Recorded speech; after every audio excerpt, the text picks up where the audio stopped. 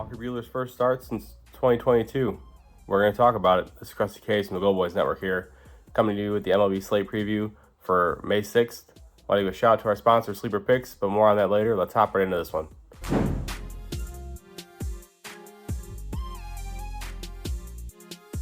So the first game on the slate is the Giants taking on the Phillies.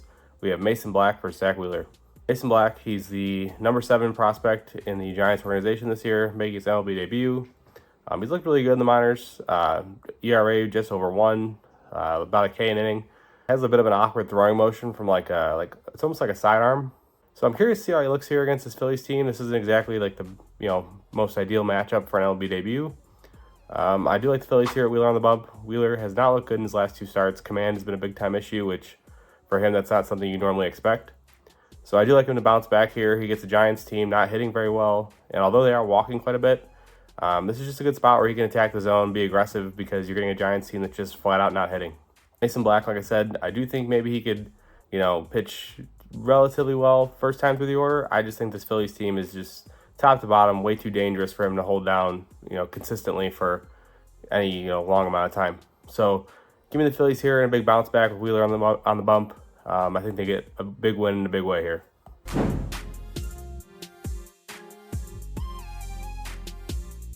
Our next one is the Detroit Tigers taking on the Cleveland Guardians. This is Jack Flaherty versus Tristan McKenzie. Flaherty off of that revenge legacy performance against the Cardinals where he struck out pretty much everybody he faced and just looked absolutely incredible. The Guardians team, Tristan McKenzie, who started out the season pretty bad. Velo was down. He is pitching with a torn muscle in his elbow. Velo has looked a little bit better as of late, so I'm not sure if it's just feeling better or they're just finding a way to manage it. But I do like the Guardians here. I like McKenzie. You get a Tigers team not really hitting right-handed pitching very well, so I think McKenzie continue to kind of trend in the right direction here. Flaherty, command's always been a bit of an issue, and I just think coming off of that, absolute masterclass against the Cardinals, I think there's a bit of a disappointment on the way here. So give me the Guardians on the money line. Give me McKenzie over his strikeouts. I'm not sure what the line's going to be at, but I like the spot for him. I like the spot for the Guardians.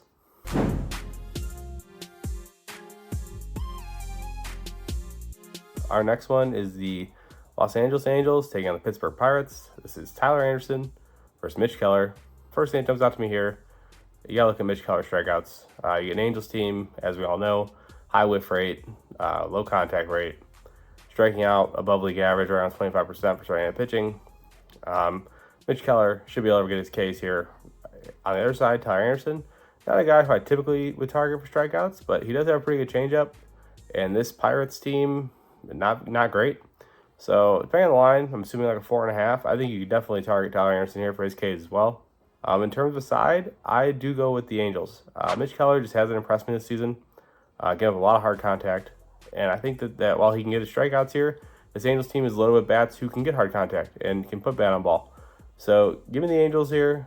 They'd probably be a dog because Mitch Keller is like the quote-unquote ace and he's at home.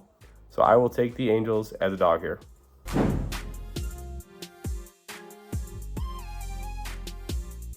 Our next one is the Chicago White Sox taking on the Tampa Bay Rays. This is Mike Clevinger versus Tyler Alexander. As of right now, ESPN does not have those guys listed as the official starters, but I have looked around and done a little bit of research and since confirmed that these will be the starters for this game. So Clevinger making his debut this season. He signed with the White Sox after not being with the team in spring training. So he had to do a little bit of not rehab, but like a quote-unquote spring training in the minors. He had a couple starts. He's looked pretty good, looks serviceable. Good matchup for him here. So I like Clevinger in some capacity. Curious to see what his strikeout line's going to be at. Obviously, this Tampa Bay team, we all know, free swinging, had a lot of contact being made. So you pretty much take anybody's strikeouts against them, and you're going to cash more often than you don't. Tyler Alexander on their side, he's been more than serviceable. Outside of his last start, he's actually looked pretty good. So White Sox team kind of pesky right now, putting a lot of balls in play. I think I go with the White Sox here.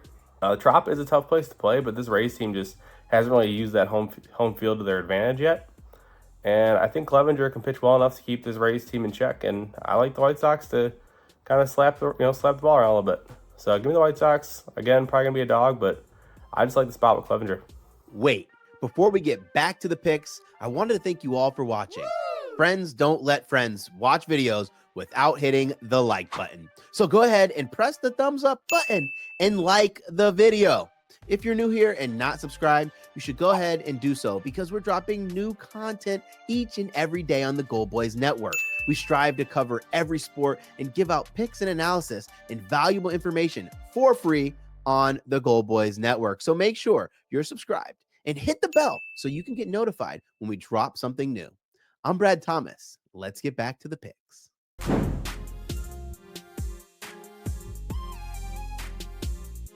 Our next one is the Milwaukee Brewers taking on the Kansas City Royals. This is Bryce Wilson versus Cole Reagans. Immediately in this one, I see Cole Reagans and I want to back the Royals. Then you take a look and you see that Milwaukee over the last 2 weeks, WRC plus of just 88 versus left-handed pitching. If you go back a little further, you look at the last month, WRC plus is below 80. So for me here, I think Cole Reagans absolutely deals. He gets a great matchup against a team that's just not hitting left-handed pitching well at all. And that's against some lefties who, I mean, definitely not guys who I'd be willing to back. So this will be really like the first, maybe second ace, quote-unquote ace that they've seen. And I think Reagans absolutely deals here. Bryce Wilson, he's one of those guys who's more of like a innings eater kind of guy. And I think this Royals team can absolutely get to him here. He looked pretty good in his first start despite giving up quite a few runs to the Rays of all teams. So I just think that this Royals team, a far better hitting team than the Rays are right now. And I expect them to get it going here, and they get this one done pretty easy.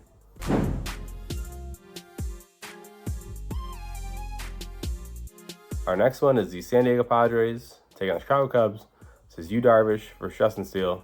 Steele coming off injury. He's only made one rehab start, so I expect him to be a little bit limited through 63 pitches in that rehab start. So my guess would be like 5 and 75 or 80 about. So 5 innings, around 75, 80 pitches. And against this Padres team, I think you have to look at his under Ks here. I'm not sure what the line's going to be. I'm guessing a 4.5. But you're just getting a Padres team who overall has had really good success against left-handed pitching. And I'm just expecting a bit of rust here from Steele. Like I said, only one rehab start. Don't think he's going to be as sharp as he needs to be to navigate this lineup. On the other side, though, Yu Darvish, he didn't look good pre-injury. Post-injury didn't look great either, truthfully. So I kind of like runs here. It's probably gonna be pretty low total because you got Justin Steele on the mound, you got Yu Darvish, so it's like a 1 versus 1 kind of deal in most people's minds. But I like the over. I like runs here. What's going on, everybody? I just want to take this moment to give a special shout out to our sponsor, Sleeper Picks. Thank you for sponsoring this video, and don't forget you can use code GOLDBOYS for a $500 deposit match on your first deposit. Thank you, Sleeper Picks, for sponsoring this video. Now back to the bets.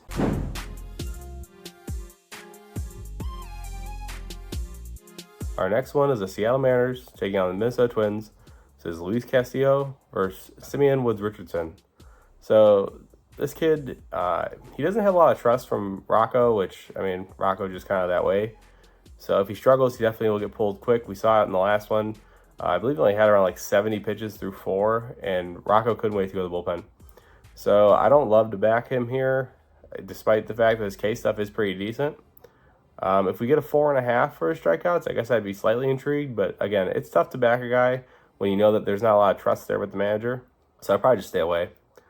Obviously on the other side, Luis Castillo, one of the best pitchers in baseball this season and previous seasons. I like the Mariners here. I'm not sure what the price is going to be. Probably going to be a little juice. You might have to look to either the run line or like a Castillo performance double. So for myself, I'd go with the Castillo performance double, likely like 6 Ks in a win. Probably should be right around even money, and I love that look. The Twins team not striking out quite as much as they were before, but still above league average. The metrics are still not good. Still, bottom 5 in contact, bottom 5 chase contact. So just a great spot for him to rack up Ks, great spot for him to navigate against a lineup that overall has just been very average this season.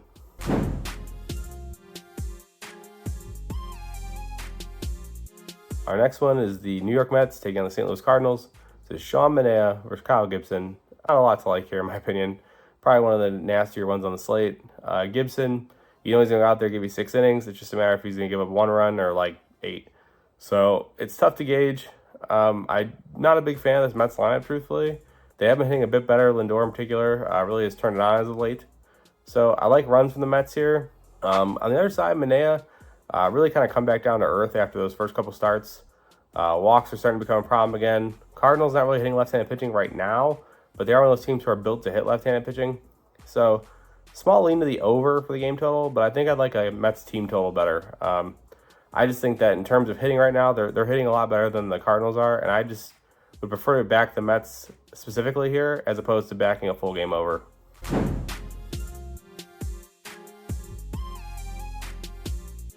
Our next one is Texas Rangers taking on the Oakland Athletics. This is Andrew Heaney versus Alex Wood. This is another kind of a gross pitching matchup here. Heaney, 2 starts ago, looked absolutely outstanding. Last start, not nearly as good, but gets an Oakland team that obviously, I mean, everybody just assumes they stink. And I mean, they're really not that great, but they, as of late, they are hitting a lot better. So I'm a little intrigued by this team here. I wish it was somebody other than Alex Wood. I wish we were getting like a Blackburn start or something. I'd be a lot more inclined to jump on Oakland here. With Alex Wood on their side, and you get a Texas team that finally got it going against left-handed pitching in their last one against Mitchell Parker, I like runs. Give me the over. I think Heaney's going to continue to struggle. Like I said, you get a scrappy Oakland team who's really just kind of starting to put it together, truthfully. I believe sitting at 500 right now. And just top to bottom, they got guys who are really battling at bats and putting the ball in play. And when you put the ball in play, good things happen. For Texas, like I said, bats starting to wake up. Alex Wood, always issues with command. If you're starting to put guys on against this team, they have plenty of guys who can drive them in. So give me runs here. Give me the over. I think we get there pretty easy.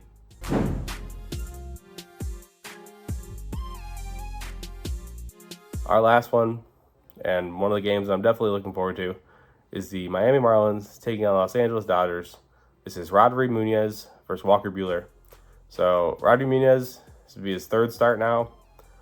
He has looked a lot better than he looked in the minors, and the command has not been nearly as big an issue as it was in the minors. So I don't want to buy into it and say that he's figured something out, because this Dodgers team is one of those teams that can definitely make you second guess that, and I think that's kind of what's going to happen here. I like the Dodgers to score some runs. I like the Dodgers team total. The only reason I'm not backing the Dodgers in terms of side is I truly don't know how Walker Buehler is going to look. This is his 1st start since 2022. He had Tommy John, had all kinds of setbacks. So I'm really, really curious. His minor league rehab stuff has not looked great. So I'm just not willing to jump on the Dodgers here with him in his 1st start in 2 years. I'd love to see him pitch well. He's one of my favorite pitchers when he was healthy. So I'm definitely be watching this one. But for me here, I'll take the Dodgers team total. If we get a strikeout line for Buehler, because I think we should, because he's pretty close to fully stretched. I do expect him to be limited just from being out of the majors for so long. I look to the under case here though. The Marlins team that while they're not hitting, they are below league average in K percent. I believe right around 18% over the last 2 weeks. Even for the season, they're still below, right around like 19-20%. So I like Walker under his Ks. Prior to injury, the K stuff was kind of falling off anyway. So I just think this is a spot where you see him come out. He's going to try and pitch to contact, try to just find a groove. And it's not going to be so much about striking guys out as it is so much about getting into a rhythm. That does conclude the slate, though. A little bit of a shorter slate here. If you guys do me a favor, drop a like, drop a comment. Let me know what you guys are playing. I'd love to hear it. As always, you can get all my plays at goldboys.com. And if you have a gambling problem, please dial 1-800-GAMBLER. Thanks, guys.